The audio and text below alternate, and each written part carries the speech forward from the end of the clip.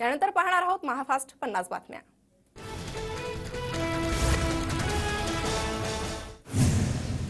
शरद पवार गटाकडून 2 उमेदवारांची घोषणा। साताऱ्यात शशिकांत शिंदे शरद पवार गटाचे उमेदवार, तर रावेरमधून श्रीराम पाटलांना उमेदवारी देण्याचा निर्णय।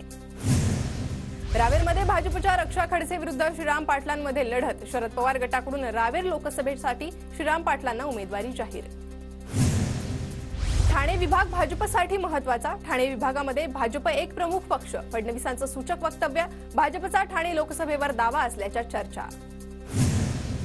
ठाणे लोकसभेची जागा भाजपच लढणार। शिंदे गटाचा दावा असला तरी जनाधार भाजपलाच। मीरा भाईंदरचे माजी आमदार नरेंद्र मेहतांचं वक्तव्य। भाजपकडून आज 9वी उमेदवारी यादी जाहीर होणार। सातारा लोकसभा मतदारसंघ भाजपकडेच राहणार, सूत्रांची माहिती। रत्नागिरी सिंधुदुर्गची जागा भाजपला मिळाल्यास शिंदे गट काम करणार नाही। रत्नागिरी सिंधुदुर्गच्या जागेवरून राजन साळवींची महायुतीवर टीका। राणे उमेदवार असतील तर विनायक राऊतांचा विजय निश्चित, असंही वक्तव्य। पंतप्रधान मोदींची आज रामटेकमध्ये जाहीर सभा। रामटेकचे महायुतीचे उमेदवार राजू पारवेंच्या प्रचारासाठी पंतप्रधान मोदींची जाहीर सभा। मुख्यमंत्री शिंदेंकडून मोदींच्या रामटेक सभास्थळाची पाहणी। पाऊस पडल्यानं सभास्थळातील नियोजनाचा शिंदेंकडून आढावा। मुख्यमंत्री एकनाथ शिंदे आज नागपूर दौऱ्यावर। सकाळी नागपूरमध्ये पदाधिकाऱ्यांसोबत बैठका, त्यानंतर पंतप्रधान मोदींच्या रामटेकमधील सभेला उपस्थित राहणार। ज्यांच्यासाठी जीवाचं रान केलं त्यांच्याकडूनच खालच्या पातळीचं राजकारण। शिवतारेंना बारामतीतून माघार न घेण्यासाठी अनेकांचे फोन। कुणाकुणाचे फोन आले हे शिवतारेंनीच दाखवलं, अजित पवारांचं वक्तव्य।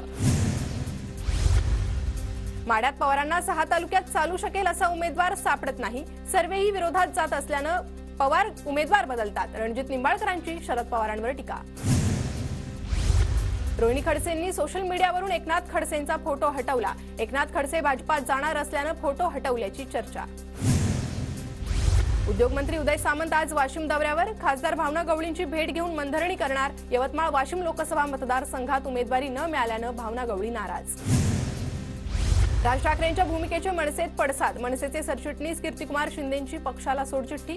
राज ठाकरेंनी भाजपला पाठिंबा देण्याचा निर्णय घेतल्याने नाराजी। रश्मी बर्वे यांच्या जात पडताळणी प्रमाणपत्र याचिकेवर आज सर्वोच्च न्यायालयात सुनावणी। जात प्रमाणपत्र रद्द झाल्यानं लोकसभेची उमेदवारी गेली। जिल्हा परिषद सदस्यत्वही रद्द। सुनेत्रा पवार आज पुण्यातील भोर तालुक्याच्या दौऱ्यावर। निवडणुकीच्या पार्श्वभूमीवर सुनेत्रा पवारांचा गाव भेटीगाठी दौऱ्यावर जोर। नांदेड लोकसभेचे उमेदवार वसंत चव्हाणांचं भर पावसात भाषण। प्रचारादरम्यान पाऊस आल्यानं वसंत चव्हाणांकडून पावसातच भाषणाला सुरुवात। महायुतीकडून मतदानासाठी जाती-जातींमध्ये विष कालवण्याचा प्रयत्न। ठाकरे गटाच्या संजय जाधवांचा आरोप, तर महादेव जानकर उपरे उमेदवार असून परभणीकरांच्या अडचणी सोडवण्यात असक्षम। जाधवांची जानकरांवर जोरदार टीका। विरोधी पक्षांच्या इंडिया आघाडीच्या नावाबाबत आज दिल्ली हायकोर्टात सुनावणी। इंडिया हे नाव ठेवल्यानं जनहित याचिका दाखल। छगन भुजबळांच्या फार्म परिसरात ड्रोन उडवणाऱ्यावर गुन्हा दाखल। भुजबळांच्या बंगल्याची ड्रोनच्या माध्यमातून रेकी केल्याचा संशय। नाशिक जिल्ह्यातील 15 बाजार समित्यांमध्ये कांदा लिलाव 11 दिवसांपासून बंद। हमाल मापाडी आणि व्यापाऱ्यांच्या वादावर तोडगा न निघाल्यामुळे जवळपास 1 लाख क्विंटलची खरेदी विक्री ठप्प। पुण्याहून भोरमार्गे महाडला जाणाऱ्या वरंध घाटाची वाहतूक 30 मे पर्यंत बंद। रस्त्याच्या कामामुळे वाहतूक बंद ठेवण्याचा जिल्हा प्रशासनाचा निर्णय। मुंबई पुणे एक्सप्रेस वेवरील पुणे मार्गिका आज दुपारी 12 ते 3 वाजेपर्यंत बंद। पनवेल कर्जत रस्त्यावर लोखंडी गर्डर बसवण्याच्या कामासाठी ब्लॉक। निवडणूक काळात रात्री 10 नंतर लाऊडस्पीकर बंद। लोकसभेच्या पार्श्वभूमीवर केंद्रीय निवडणूक आयोगाचे आदेश। अहमदनगरमध्ये मांजरीला वाचवण्याच्या प्रयत्नात 5 जणांचा विहिरीत बुडून मृत्यू। नगरच्या नेवासा तालुक्यातील वाकडी गावातील दुर्दैवी घटना। राज्यात काही ठिकाणी पाऊस तर काही ठिकाणी तापमानाने 40 अंश सेल्सिअसचा टप्पा ओलांडला। राज्यात 41 जणांना उष्माघाताचा फटका। नागरिकांना काळजी घेण्याचं आवाहन। वाशिमच्या धोडप बुद्रुक गोभणी परिसरात गारपिटीमुळे बर्फाची चादर पसरली। भाजीपाल्यासह फळबागांचं मोठं नुकसान। भंडारा जिल्ह्यात ठिकठिकाणी अवकाळी पावसाची हजेरी। उकाड्याने त्रस्त नागरिकांना काहीसा दिलासा। अवकाळी पावसामुळे उन्हाळी भात पिकाला नवसंजीवनी। परभणीच्या पूर्णामधील ताडकलसमध्ये अवकाळी पावसामुळे आंब्यासह हळद पिकांचं नुकसान। आंबा गळून पडला तर हळद भिजल्यानं शेतकरी हवालदिल। अमरावतीच्या चांदूर बाजारसह जमापूर आणि शिरसगाव बंड या गावात पुन्हा गारपीट, तर वादळी वाऱ्यासह झालेल्या अवकाळी पावसाचाही तडाखा। संत्रा, कांदा, गहूसह इतर पिकांचं मोठं नुकसान। मुंबईत हार्बर ट्रेन आता बोरिवलीपर्यंत धावणार. 2 टप्प्यात विस्तार करण्याचा पश्चिम रेल्वेचा निर्णय. बोरिवलीपर्यंत हार्बर विस्तारीकरणाचे प्राथमिक काम पूर्ण. शहरातील रस्त्याखाली केलेल्या कामाचं डिजिटल मॅपिंग करण्यात येणार. मीरा भाईंदर महापालिकेचा महत्त्वाचा निर्णय. यामुळे खोदकामादरम्यान वाहिन्यांचे होणारे नुकसान टळणार. मुंबईमधील दादर परिसरातील टिळक पुलाच्या पुनर्बांधणीचे काम वेगात सुरू. मात्र पालिका आणि महारेल यांच्या गैरसंवादाचा फटका परिसरातील रहिवाशांना बसणार. म्हाडाकडून बीडीडी चाळीतील 800 कुटुंबियांना घरं रिकामी करण्याच्या नोटीस. म्हाडाकडून बीडीडी चाळीतील तिसऱ्या इमारतीच्या बांधकामाला सुरुवात. पुणे म्हाडाकडून नागरिकांना घरांसाठी अर्ज भरण्यास 30 एप्रिलपर्यंत मुदतवाढ. म्हाडाच्या सोडतीसाठी नोंदणी करण्यास 7 मार्चपासून सुरुवात. देहूमध्ये विठ्ठल रखुमाईच्या मूर्तीला चंदनाची उटी. वाढत्या उष्णतेमुळे मूर्तींना थंडावा मिळण्यासाठी चंदनाचा लेप.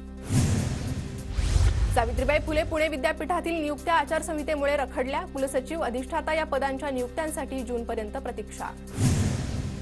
पुण्यात पाणीपुरवठ्याच्या तक्रारींची संततधार. गेल्या 4 दिवसांमध्ये तब्बल 400 तक्रारींचा पाणीपुरवठा विभागाकडे नोंद. पुण्याच्या भोरमध्ये वावटळ निर्माण होण्याचं प्रमाण वाढलं. वाऱ्याच्या जोरदार वेगामुळे लहान दुकानांचं नुकसान. पुण्याच्या मुळशीमधील भुगाव बुकुम गावात तलाव स्वच्छता अभियान. छत्रपती शिवाजी महाराज तलावातील पाण्यामध्ये घाण कचरा जाऊ नये तसेच परिसरात स्वच्छ राहावा यासाठी ग्रामस्थांचे प्रयत्न. मुंबईसह उपनगरांमध्ये एप्रिलच्या सुरुवातीलाच 2837 घरांची विक्री. मुद्रांक शुल्क वसुलीच्या रूपाने 238 कोटींचा महसूल जमा. यंदा पाडव्यानिमित्त पुण्यात 7336 वाहनांची नोंदणी. मागील वर्षाच्या तुलनेत यंदा इलेक्ट्रिक वाहनाच्या नोंदणीत तब्बल 85% घट. राज्यासह देशामध्ये क्षयरोगावरील औषधांचा तुटवडा. पुढील 3 महिने क्षयरुग्णांना नियमित औषधं मिळणं मुश्किल. निवडणुकीच्या पार्श्वभूमीवर नाशिकमध्ये जमावबंदी आणि मनाई आदेश लागू. नियमांचं उल्लंघन करणाऱ्यांवर कडक कारवाईचा पोलीस आयुक्तांचा इशारा. नांदेडच्या किनवटमधील जंगलात वन्य प्राण्यांसाठी 71 पाणवठे. वन विभागाचा टँकरद्वारे पाणी पुरवठा. नांदेडच्या माहूरगडावर चैत्र नवरात्रोत्सवाला सुरुवात. रेणुका मातेला 9 दिवस वेगवेगळ्या रंगातील पैठणीचे महावस्त्र नेसवण्यात येणार.